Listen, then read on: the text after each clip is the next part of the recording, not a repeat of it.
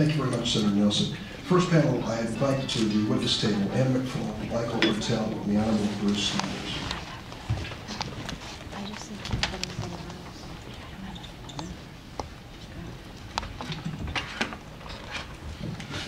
Standing for just a moment.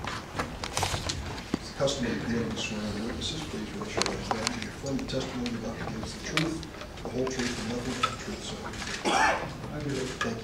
Let the record reflect that the three witnesses have answered in the affirmative.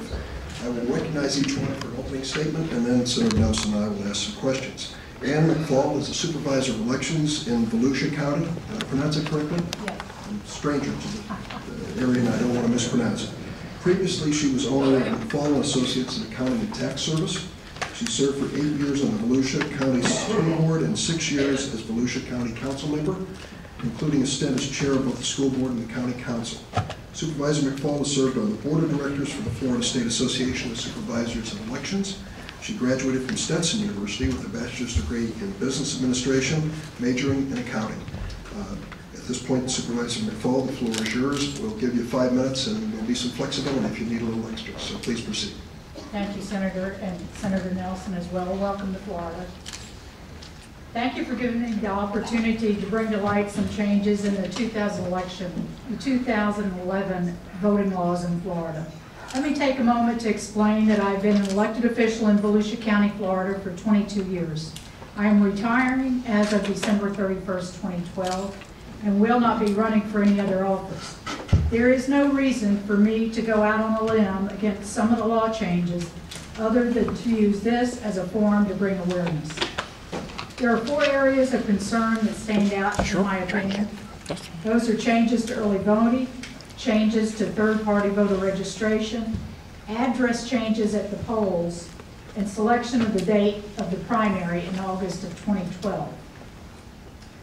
Early voting shall begin on the 10th day, changed from the 15th day before an election that contains state or federal races, and end on the 3rd instead of the 2nd day.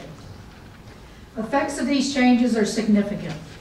The legislature seemed to believe that it will save local departments of elections money in having early voting for fewer days.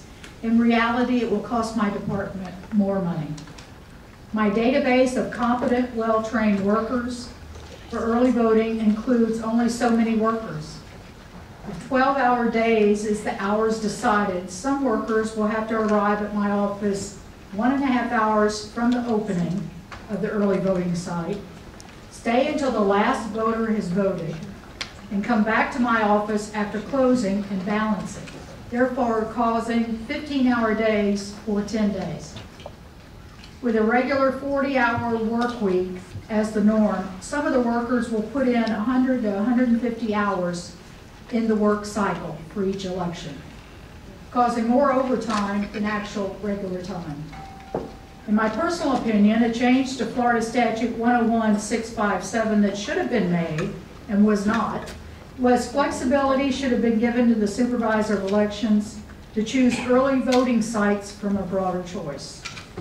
Currently, early voting can be held only at the Department of Elections main office, a satellite office that has been open at least 1 year, a public library, or a city hall.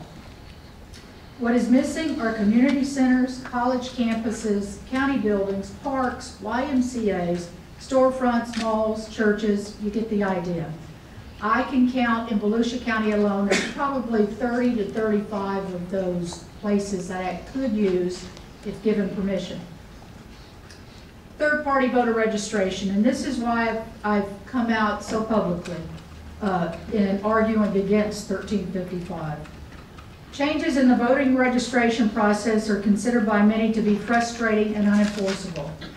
This became apparent to me when my office received an envelope with approximately 50 completed applications from a New Smyrna Beach high school teacher who oversaw a voter registration drive of high school seniors at the beginning of the year.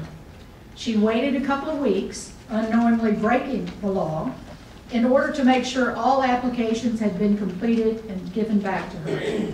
Because of this, I was forced to submit her name as being out of compliance with the new law. 2 months later, I was forced to report a well-known community activist in the Daytona area as being out of compliance, due to handing in 4 applications late.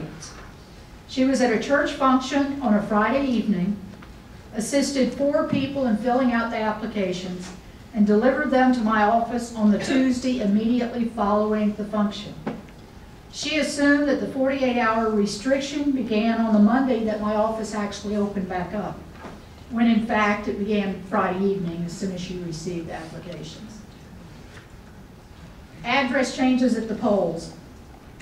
Previous to 2011, address changes from one county to another were permitted to be completed at an early voting site or at the correct precinct on election day.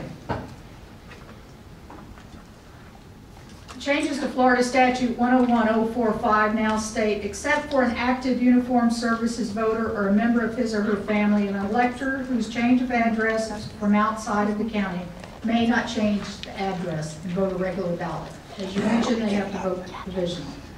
But yet, in another area of the election law, Florida Statute 97072, the law is changed to allow an out-of-county address change to be made over the phone.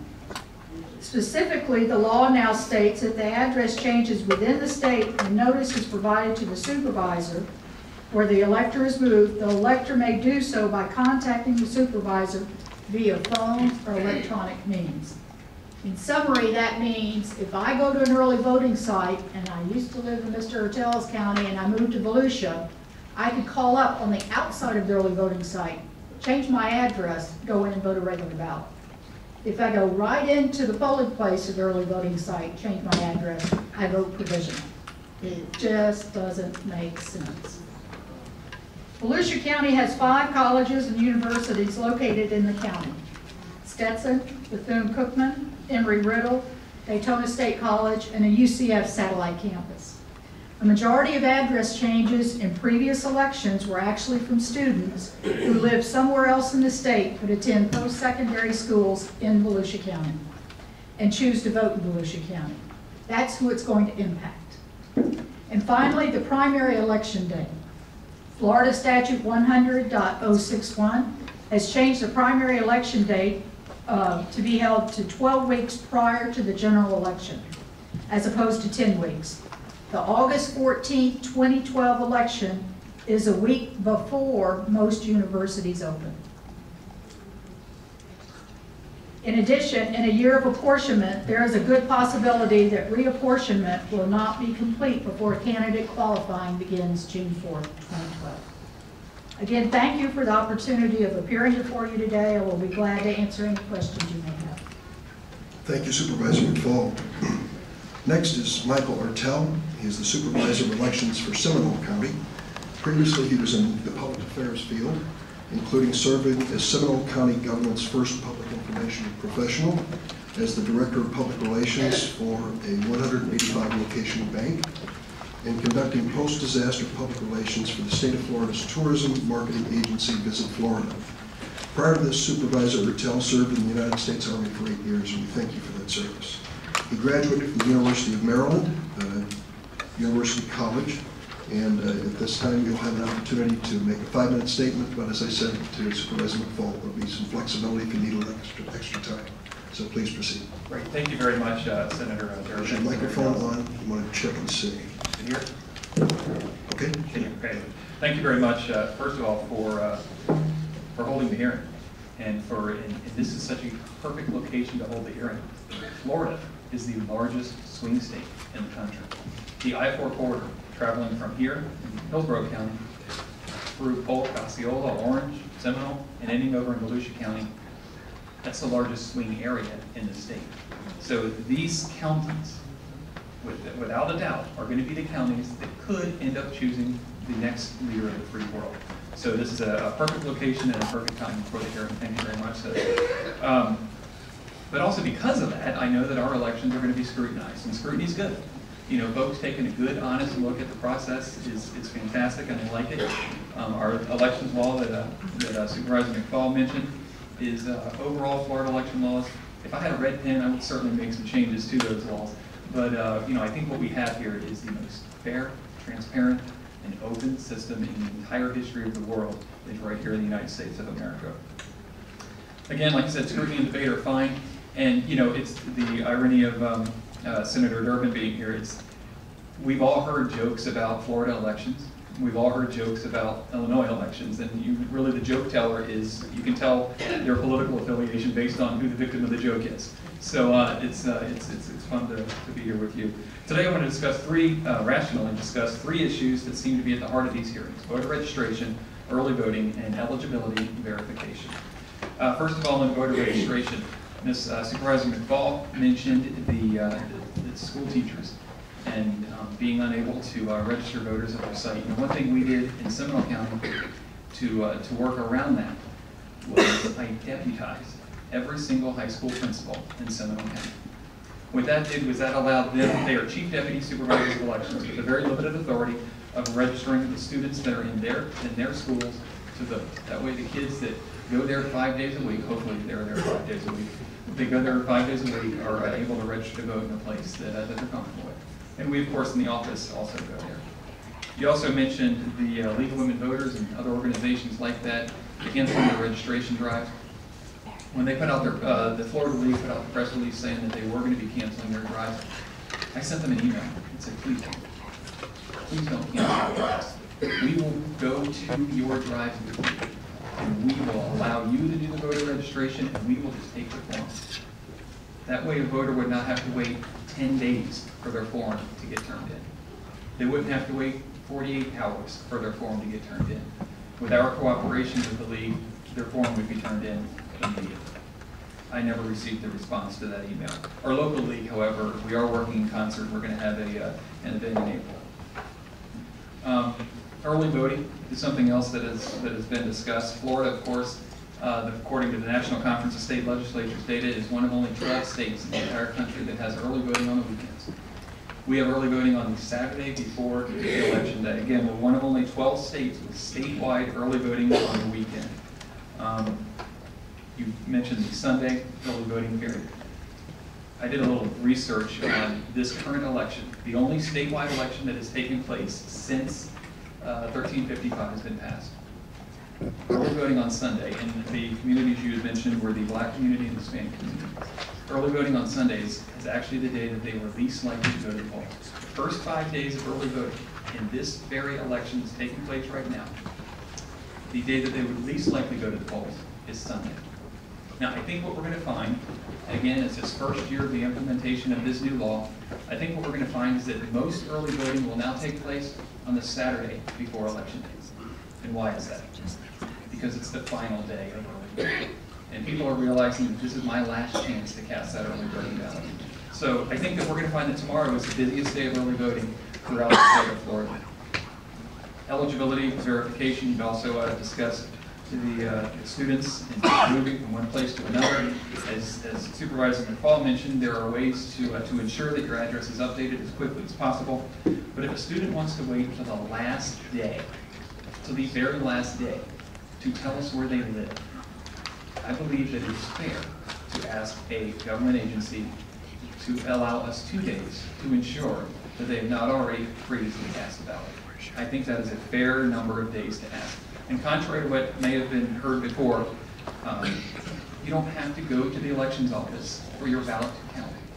If you fill out an eligibility verification ballot or provisional ballot, you don't have to come back and send us a copy of your driver's license. We just say if you haven't voted previously in another county, your provisional ballot will count. The number of provisional ballots that did not count last year, everybody mentions 40%, 40%. By last year, I mean 2010. 40%, 40%. Why? Why did those ballots not count? Nobody ever says why they didn't count. It's because the voter was not qualified to cast a ballot at that precinct on that day. So either they did not change, they were not registered to vote, which is most of them would be folks that are not registered to vote. So I think that that eligibility verification is something good to do, and I think that it's something that's vital to do. I saw the press conference outside. It was very exciting, but I'm not naive enough to believe that simply stating facts about the voting process will cause people who profit either personally, professionally, or politically from election chaos from amputating fear-mongering from their body of rhetoric. If you're a voter and you're watching this, your local elections officials want you to register to vote We want you to cast a ballot, and we want that ballot to count. We are in the business of opportunity. So please allow us that opportunity. And if I can close with a anecdote, thank you very much, Senator. My second election I held, when I was supervisor of elections in Seminole County, was a runoff election for mayor. And there were two candidates on the ballot. Only one race on the ballot, two candidates. We had a sailor who had previously requested an absentee ballot for all elections up to a certain point. We had to get him his ballot, but he was on a submarine. And the U.S. Postal Service does not have submarine service. So we tried to find a way to get him his ballot. So we said, okay, we'll try to fax it to him. And they wouldn't allow us to fax it to him. And so we'll try to email it to them. And they said, no, we can't accept attachments on an email. So I called Washington, D.C. I called his voting assistance officer at his unit. We spent tons of time trying to get this one sailor his one ballot for his election so he could vote for his candidate of choice of mayor in the runoff election. Finally, through enough persistence, hours and hours of persistence with our office and with the Navy Voting Assistance Office and help from Washington, D.C., we were able to get them to open up the fax lines long enough so we could fax this sailor his ballot. We had a special public meeting of the canvassing board late at night our time to do this, and we were pretty excited about that. And we slapped palms and stuff like that. We finally got him his ballot. He didn't vote. And about 3 weeks later, he calls me. A couple weeks later, he calls me. He's like, "You guys went through hoops to get me my ballot." I said, "Well, that's our job. We're in the opportunity business." He's like, "But I didn't vote because I didn't know any of the candidates. And I'm not going to throw my vote away simply because I have the opportunity to do it." And he understands the responsibility. And it's the whole moral of this entire hearing, I believe, is that we in the elections administration business are in the opportunity business. And as voters, we have the responsibility to ensure that we exercise this most precious gift from our Constitution in a responsible manner. Thank you, Senators. Thank you very much, Supervisor Ertel.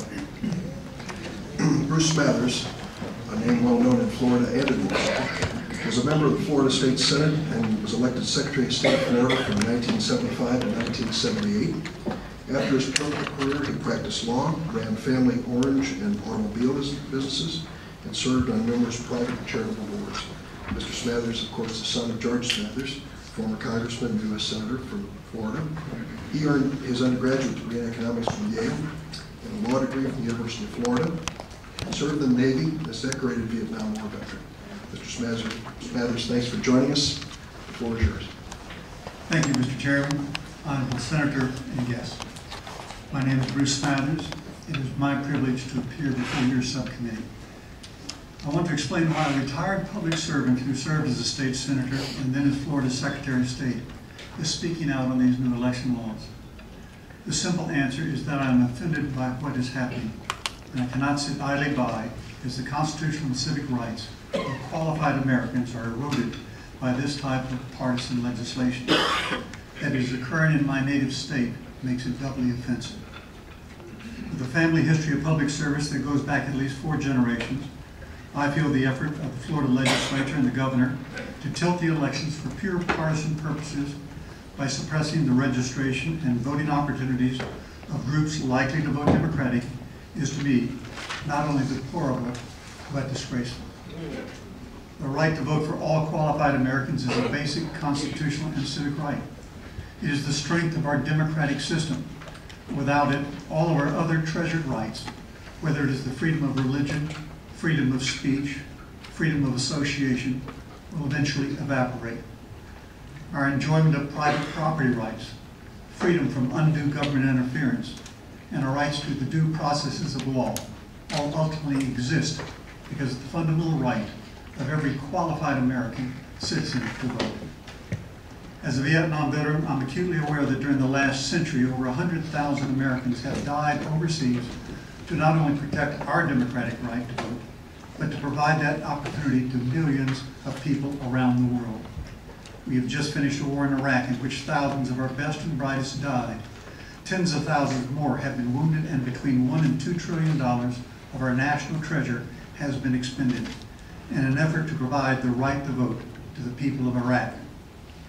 Yet after all that sacrifice, our brave men and women who return home find that at least in Florida, their state leaders had engaged in an effort to erode that basic right to voting to thousands and probably tens of thousands of qualified Florida citizens. Many of those who bravely served in American forces overseas were Americans of African American or Hispanic descent. They returned to Florida to find their state government actively attempting to suppress registration, as well as restricting voting opportunities of members of their own heritage. I am not only offended, but as a former state senator and secretary of state, I am ultimately ashamed of these actions. During my tenure as Secretary of State, we passed reform of Florida's election laws. I am proud to say with bipartisan support of both Republicans and Democrats in both legislative chambers. The vast majority of House Bill 1355 has a positive or at least defensible ministerial impact on elections and has already been approved by the U.S. Department of Justice. However, it is my opinion there are specific provisions in this legislation that represent the greatest attack on registration and voting opportunity and thus voting rights of qualified Florida citizens in recent memory. As such, I believe the legislation should be referred to, tongue-in-cheek, Registration and Voting Suppression Act of 2011. I do not make this comment lightly, however. It was made after reviewing the legislation, how it originated, and the circumstances of its passage. I talked to legislators and citizens who participated in the debates surrounding its passage and its signing.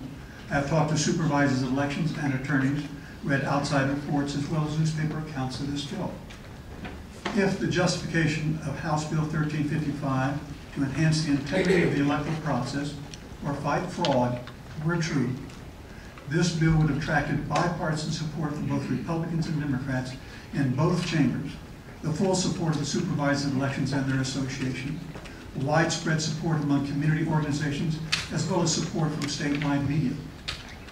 All of these groups, as well as all Floridians, want to enhance the integrity of our elections, want to prevent fraud and electoral abuse.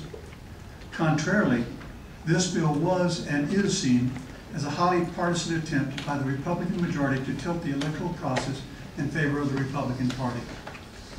This judgment was affirmed by widespread criticisms of the bill in the state's major newspapers, as well as the well-known effect on nonpartisan volunteer groups such as the League of Women Voters, teachers, the NAACP, La Raza, and others. It is my hope that this committee will come to the conclusion that House Bill 1355 is designed to suppress voter registration and voter participation of groups such as African Americans and Hispanics, the elderly, the poor, students, and others who need assistance in registering and voting. I hope so, that you will find that this bill also violates federal laws protecting these basic American rights, because we have no hope in Tallahassee. Thank you very much. Thank you, Mr. Smith.